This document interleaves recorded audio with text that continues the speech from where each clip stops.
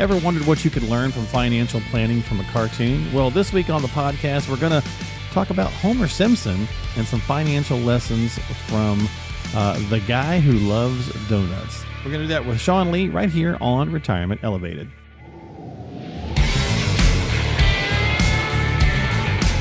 Let us help you reach your peak in retirement. It's time for Retirement Elevated with Sean Lee. Hey everybody, welcome into the podcast. Time for another edition of Retirement Elevated with Sean Lee, and we're going to do some retirement planning with Homer Simpson, and he likes donuts. Sean, do you? You like donuts? I do, but I can only have like maybe half of one until they hurt my stomach. Well, that's not liking donuts that much if you only eat a half of one. But I love the taste, and my kids, on the weekends they'll get out of bed and be like, hey, let's go get some donuts, and we'll end up buying a dozen donuts or something. Oh, I gotcha. 3 or 4 of them get eaten, and then the rest of them get junked. Oh, geez. That's a donut for you, right? So that's what happens, certainly. It's one of those things where you get a craving for it, and then you're like, I just can't do another one, or whatever. You're like, oh, that was a real bad idea. Yeah, exactly. But Homer loves him some donuts, and so we're going to have some fun with this. We've done this about 1 million times on the podcast where we do, I'm not sure if we've done an animated character before, where we do, quotes basically from somebody, we've done sports figures, we've done political persons, we've done actors, philosophers, right? All kinds of stuff. And then let you kind of take a little financial spin at the quote. I'm not sure if we've done an animated character before, so I thought it'd be kind of fun. Your kids love Homer. Who doesn't love Homer? He's funny. So the Simpsons are pretty spot on with a lot of things. They really are. And 35 years they've been around. That's crazy. Wild. Isn't that wild? So we'll have some fun with it, right? So we'll do this and maybe get a good chuckle out of it. Maybe we'll put in some dolt sound effects here and there. Dolt! From time to time. But here's the first quote from Homer. He said, "Kids are great. You can teach them to like what you like or dislike what you dislike. And, but with the internet now and all, they practically raise themselves." and that's certainly true. The generation now, Sean, they're the first ones to grow up completely with the full, super fast functioning smartphone generation. Which is kind of wild to you and me, especially. I mean, you're a few years younger than me, but I kind of, I kind of liked growing up when I grew up and didn't have access to all this stuff because you didn't have to think about it. But there's a lot of things that can be good in here, but also kind of bad in here. And I guess from this standpoint, how you got 2 little ones, right? What kind of lessons that you teach them about money? Even though you do this for a living, just anybody in general, like the kids pick up on stuff, whether you mean to teach them a good lesson or a bad lesson, they see stuff and they kind of emulate it. Oh, 100%. And it's funny about my kids is that my kids are on different ends of the spectrum when it comes to how they view money. My daughter is very frugal. She doesn't like to spend money. She feels bad if we go to the store, and she wants to get something and it's $20. Like she does not want to spend money sweet. At all. And she's a super creative kid. And so in a lot of cases, like when she wants to go to the store, it's like to a Joann's or a Michael's where she can buy fabric and create or do something like that. Okay. And every time we go, Dad, I'm going to spend my own money. I've got money. We're going to go. And, I end up buying it for her because I don't think she should have to buy money or not buy money, but right. She should have to spend her money to do certain things. My son, he is Total the opposite. Spender in our household. Like yeah. Part of that's on me because we have a lot of the same likes. Okay. And a lot of we both love, sneakers, we love sports and so the things that I spend money on, right? Like if I want to get a pair of Jordans, I'll get a pair of Jordans. Right. But I've earned that right. And my son, he's like, "Oh, Dad, I need a pair of Jordans. I need another new $400 baseball bat." So you got to be careful, right? Because you're like, wait a minute, pal, you got to earn this. Oh, you look at my daughter.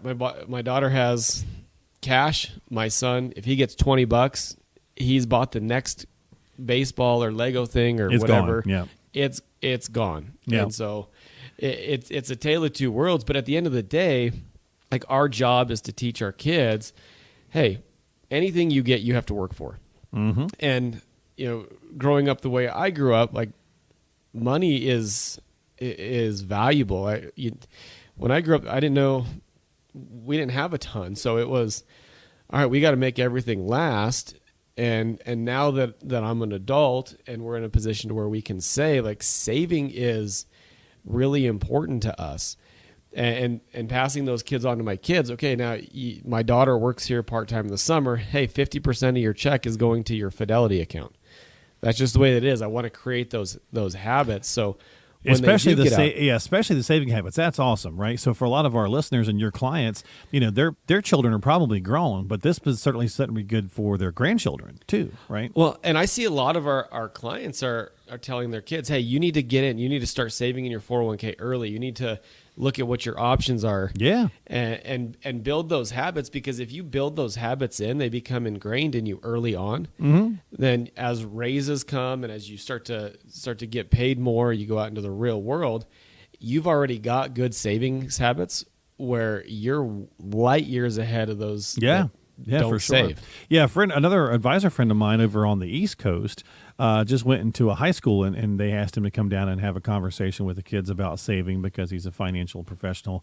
And he was showing them some stuff where just putting $200 a month, away a month, for 30 years, whatever the numbers exactly were, made him a millionaire, like $1.1 million, something like that. And his kids, like he said, that you could pick their jaw up off the floor. They were like, yeah, I want to be a millionaire. Yeah. Right. I mean, that's like the goal, right? Everybody wants to be the millionaire, but not everybody wants to put the work in. The principles. Unfortunately, we're a society where the car that you drive, the house you own, the boat you have, the RV you have, all that, the perception of wealth comes from those things. For sure, yeah. Not actually what your bank account Well, it's instant like. gratification versus delayed, right? So working and putting that money away for 40 years takes discipline. And Right. that's the harder part to teach, right? So Exactly. yeah, good stuff for sure. So be intentional about the financial lessons you're teaching the next generation or even your grandkids, right? So same kind of thing. All right, Homer also said people could come up with statistics to prove anything. 14% of all people know that. I mean, look at what's going on in our world right now. I mean, there's statistics for everything. CPI numbers. Yeah, I mean, the polling numbers for the elections, all sorts of things. When we look at it from a financial planning perspective, the one statistic that jumps out at me that scares the daylights out of people that advisors really promote is 60% or whatever of all Americans are going to go into long-term care facility, and that is an accurate number. However, that number is not 100% accurate because what they count in those numbers are, and I use my family as an example with this as well. My grandmother in Rhode Island, before she passed away, she would have bladder infections and it put her up in the hospital, and then she'd have to go into a rehab facility for a couple of weeks. Guess what? That counts. Gets checked into the number. Yeah, my grandfather, who had a stroke, he had open heart surgery in Wyoming. He was put in a rehab facility for a couple months, at various times. Guess what? That number counts. It's not like it's not the permanent number. It's and people do go into those facilities. Like my wife's grandfather in Boise, he was in a memory care unit for 5 years. Right. So that there should are count. those extreme that counts. He Right. lived there, but there's so many different so many different situations that get lumped into that number, and people only grasp on the 60%. And this is what I'm going to market. This is what I'm going to beat up. But well, it's an interesting conversation about numbers, right? Because on the one hand, what you do for a living, right? You could easily say, hey, numbers don't lie. Right? I've got this in black and white. Here's the data. Here's your income. Here's what you're spending. Here's what you need to get, right? Like you can do those hard and fast data numbers in black and white. But then you can also do things like statistics. I'm reminded of this interesting thing I had seen years ago where a theoretical physicist said that with math, they could prove that an elephant could hang off the side of the edge of a cliff with its tail tied to a daisy and not fall. They could prove that with math. However, your mind and your common sense says there's no way in the world Right. that can happen, right? So you can make math be a little tricky. too, right? So it's really it's an interesting, dichotomy. And I think when you're getting kind of philosophical and big numbers and statistics, that's when it gets kind of weird. But if you're really breaking down something as simple as, here's how much money we have coming in each month, here's how much money we are spending out for expenses, this is what's left over that we're saving for retirement and or using in retirement, or adding to, our experiences. To me, that's a little bit more concrete. Right. Does that make sense? Oh, 100%. Yeah. And don't hang off the edge of a cliff with your tail tied to a daisy. No. I don't think that's a good idea. It's a bad ending. All right. Homer also said, let's not panic, Sean. I'll make the money by selling one of my livers. I can get by with just one. So the reality, I think, here is that sometimes people do fool themselves getting close to retirement, right? Well, we'll cut our cost, we'll cut our expenses a little bit, and we'll be able to make this work. That's a bad idea. That's a bad recipe, I think.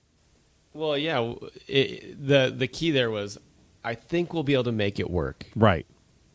Right. Like, if you're not 100% sure or 99% sure that it's going to work, then maybe you should rethink retirement. And so, True. In our planning process, and we're going through this right now end of year. We're having discussions around income versus growth, because income producing assets have done something differently than growth producing assets.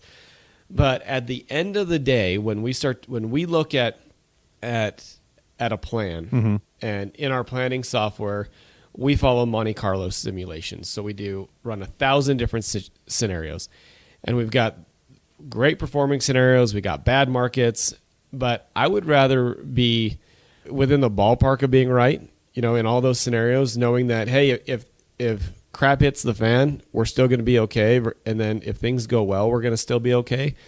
I'd rather be in a range than have to be either precisely right or precisely wrong. Because if we have to be precisely right and we're not right, that's going to create chaos. But if we can fall within a Monte Carlo simulation, knowing that there's 100% chance of success and you're going to fall between here and here, now we can have some confidence knowing that, hey, I can do the things that I want to do in retirement. I can go out and I can enjoy. I can do the trips. I can do the fun stuff. And no matter what the markets do or no matter what happens economically, as long as I stay within this range, I'm going to be all right.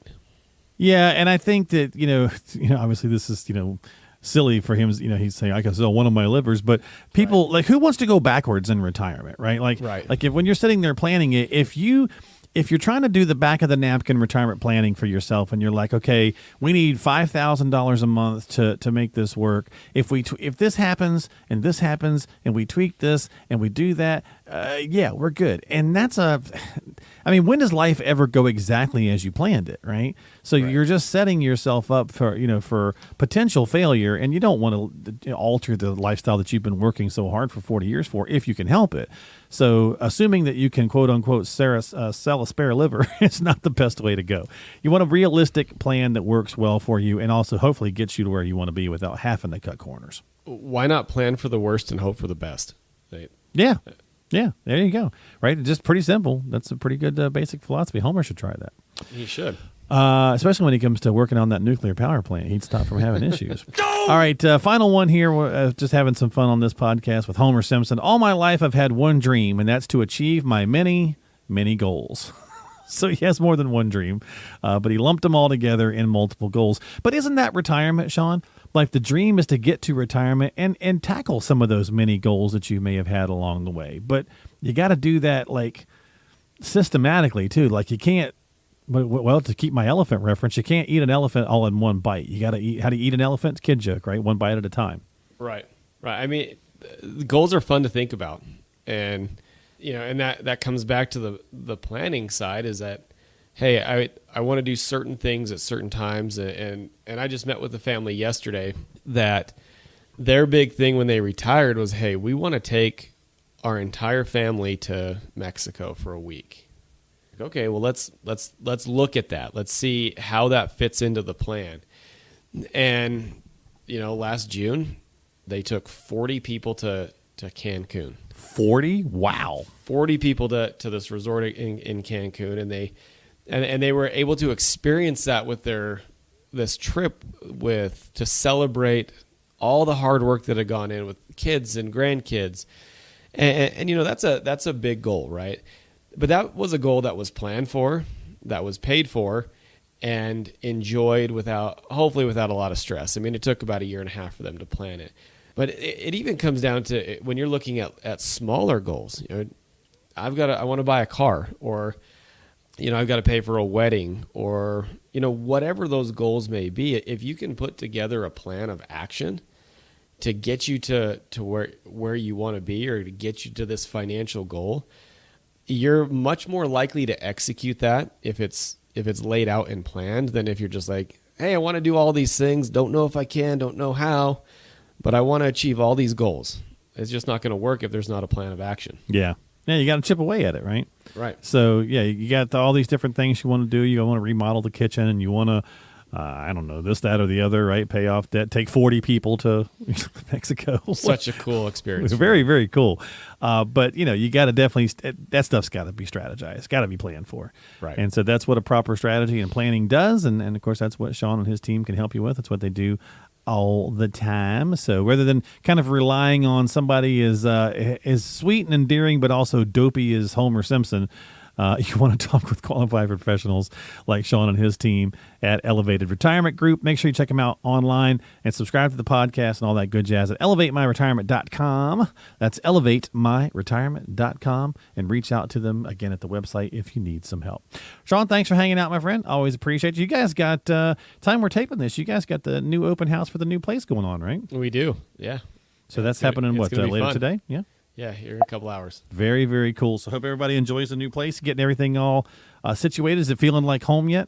Oh, we love it, man. It's so good. We've got our baseball boys are here all the time. We've got, in our gym, and our team is here every day. They're back. They want to be in this place. It's open. It's clean. It's just a nice place for us to all be. Nice. Very cool. Well, have a great party this evening, and we will see you next time right here on Retirement Elevated with Sean Lee.